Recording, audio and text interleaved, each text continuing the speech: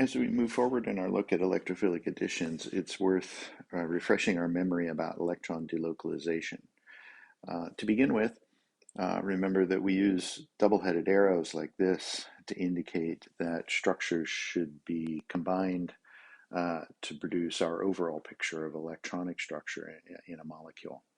And that arrow is not the same as an equilibrium.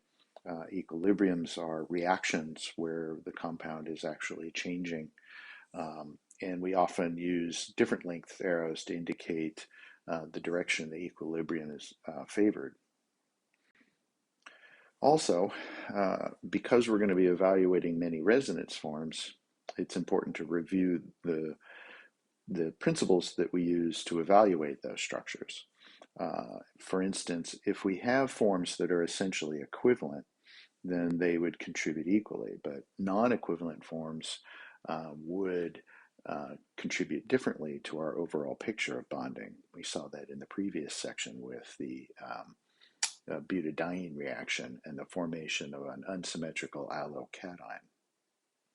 When looking at resonance structures, the more bonds in a form, the more stable and more important it is in our picture of the electronic structure.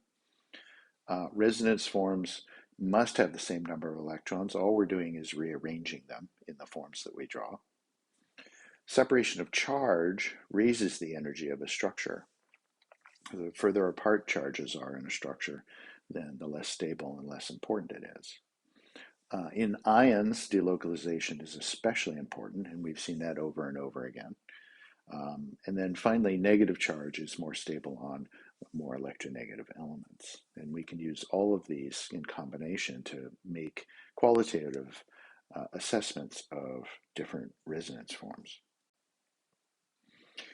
Lastly, and this one is less important, we see it in fewer places, but even though we can sometimes draw resonance structures by using our curved arrows to rearrange electrons, because of the overall shape of a molecule, that rearrangement of electrons may not be feasible because of the alignment of the orbitals in the structure. And this example is a good illustration of that. This carbanion, in principle, you can rearrange those electrons and you can produce this resonance form where the negative charge is on oxygen and we have a carbon-carbon double bond. And it turns out these are not actually viable resonance forms, not because we can't push the arrows, but because of the actual shape of this molecule means the orbitals are out of alignment and they can't interact in the way that we're trying to depict with our resonance structures. Now, as I said, this is much rarer than the things that we'll see, and I certainly will highlight these, and we will highlight these when we encounter them because they're not necessarily obvious. But in this case, the orbitals simply don't align. There actually is no efficient overlap between them, and so these are actually not viable resonance forms. So because we're looking at carbocations in these reactions, we want to look more closely at the stability of carbocations. The most stable carbocation that can be formed from an alkene typically leads to the major product. In the cases where the carbocation is not stabilized by resonance, then the pattern that we see here usually comes into play, where the more alkyl groups that are attached to the carbocation, the more stable it is, with methyl and primary essentially being non-existent in reactions. There are a few rare examples of where you can invoke those, but those are pretty esoteric chemistry. So for most of our mechanisms, secondary and tertiary carbocations come into play. Tertiary are more stable than secondary. The origin of this order of stability is due to an effect called hyperconjugation. It's a fancy word for orbital overlap. And essentially what's happening is when you have an alkyl group adjacent to a carbocation, and here we have ethyl cation is drawn, and so we have an empty p orbital on our carbon, sp2 hybridized trigonal planar geometry. The adjacent alkyl group, a methyl in this case, can adopt a conformation where one of the sigma bonds, this is a carbon-hydrogen sigma bond, one of the sigma bonds is in alignment with one of the lobes of the p orbital. And in that conformation, there's orbital overlap that exists, and that can stabilize the structure. And so you can see that if you had additional alkyl groups, they could have this same sort of interaction with that empty p orbital. A methyl cation, by comparison, gets no stabilization of that kind.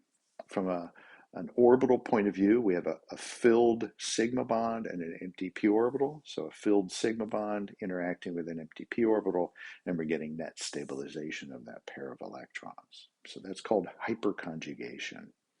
And it can be an additive effect. If you have additional alkyl groups, you get additional orbital overlap from the adjacent sigma bonds. And also, I should point out that this doesn't have to be a carbon-hydrogen sigma bond. This could be a carbon-carbon sigma bond or any kind of sigma bond, as long as it can adopt an orientation, a conformation, where it's aligned with one of the lobes of the p orbital and can donate some electron density into that empty p orbital. So this is the reason that we see the difference in reaction energy profiles for the carbocations that can be formed from unsymmetrical alkenes. So going back to our kind of generic electrophilic addition to an unsymmetrical alkene, we have a tertiary carbon on this end of the double bond and a secondary carbon on this end. The protonation by a hydrogen halide kind of, in theory, happen at either carbon. If that protonation occurs at the less substituted carbon, we would form the more substituted tertiary carbocation. If the protonation happens on the more substituted carbon, we would produce this less substituted secondary carbocation. So not only is there a difference in energy between the carbocations themselves, the tertiary more stable than the secondary in our reaction potential energy diagram, the transition states to those formations, because charge is developing in those, are also different. And so our conclusion is that not only is the tertiary carbocation more stable as an intermediate, it's formed more rapidly. So we have a faster reaction through a lower energy intermediate, and then these can go on to the products. There's virtually no difference in potential energy of the products.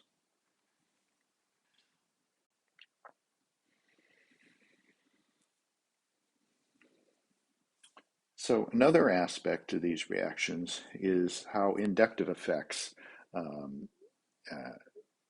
interact with or affect the rate of these electrophilic additions. And we have some comparison data here where we're looking at relative data. So this is kinetic data. How fast are these reactions occurring?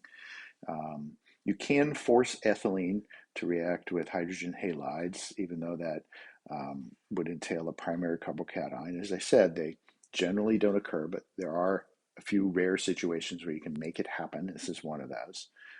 And we produce a primary carbocation. These are exceedingly slow reactions, and we're going to designate the rate of that reaction with the relative rate of 1.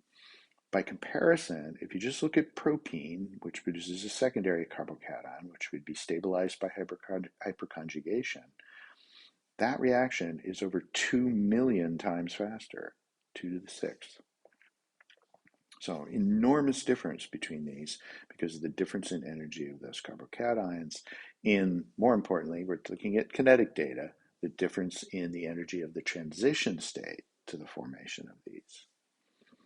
In this last example, we have a resonance stabilized intermediate. And we're going to look at this last example a little bit more closely, but you can see that this one proceeds even faster, 5 times 10 to the 14th faster than this.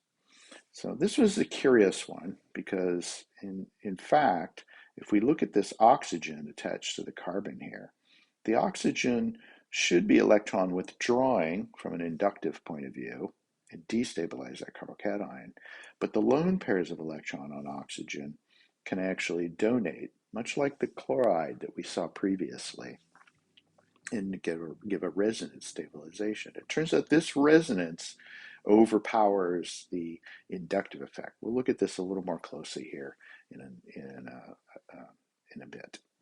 And you can see that this reaction is exceedingly fast compared to the others. Here's another look at inductive effects on addition reactions. How does the presence of an electronegative atom in this position of the molecule affect electrophilic additions on the double bond here? So let's look at the data and then see if we can rationalize this. And what's curious about this is if X is a hydrogen, that's just propene, it reacts at a relative rate of 1. In fact, propene undergoes electrophilic addition reactions relatively rapidly. The intermediate is a nice secondary carbocation. But if there's a bromine at this position, the reaction is just is much, much, much slower. So this is a factor of 10,000 times slower. And the same thing's true if there's a chlorine in that position, about 10,000 times slower. So what in the world is the electronegative atom in this position doing to the reactivity over here? Because it's not attached to the double bond. It's further away. And the answer is that inductive effect, that proximal electronegative atom, is creating polarities within the molecule that are actually destabilizing the carbocation. So if you think about those halogen carbon bonds in this position, they should be quite polar. Bromine and chlorine are much more electronegative than carbon. So we would have a partial negative charge on the halogen and a partial positive charge on this carbon here, this methylene group. And now imagine the electrophilic addition reaction proceeding, and the rate determining step is protonation of the alkene to produce a carbocation. And if we look closely at the structure of that carbocation, we would produce the secondary carbocation. Now we have that carbocation, the positive charge, next to a slightly positive charged carbon. So we have a positive, like positive charges next to each other. That electrostatic interaction destabilizes the carbocation and slows down the rate of the reaction. So all of this is to say that often you can have groups that are further away from the reactive functional group in a molecule that are affecting the rate of reaction at that molecule for electronic reasons. And in this case, it's the inductive effect that's creating polarities that are destabilizing the intermediate in the reaction. All right, let's go back and visit the oxygen example that I showed you previously, because there's really two things going on here. In the oxygen example, we have this polar bond. Now the oxygen here is attached directly to the double bond. The oxygen is more electronegative than carbon, so this should be a polar bond where this carbon is, somewhat electropositive. And that should actually have a destabilizing effect on the overall reaction because we already have a positive charge on that carbon. The oxygen is electron withdrawing, and what you want to stabilize a carbocation is electron donation. So the inductive effect is actually destabilizing the reaction.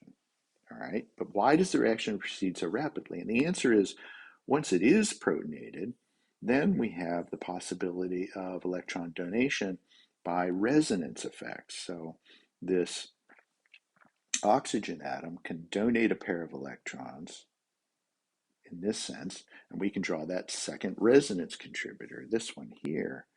And that second resonance contributor has more bonds in it. Remember, one of our tenets that as I started this section was more bonds are more important than fewer bonds.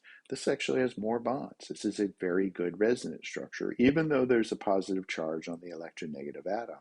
This is a very good resonance structure. And the data tells us that this resonance stabilization must far outweigh the inductive destabilization from this polar bond. And the result is this reaction is quite rapid, and it's also retail selective.